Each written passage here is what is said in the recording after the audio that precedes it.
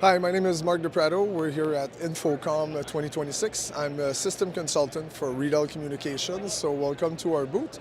We wanted to give you a little show of the new addition to our Bolero product line, which is a wireless Beltpack intercom system. So the newest addition to the family is the Bolero Mini.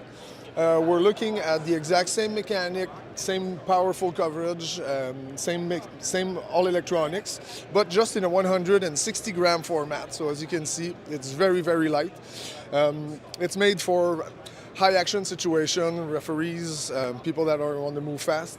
We also have launched a brand new set of Bolero. So you see it just got a facelift. So the G2F stands for Generation 2 with filters. We've added filters for the 5G band to even more counteract the effects of interference in the live situation. As you can see, it's gone over a full facelift, new buttons, new screen, new casing.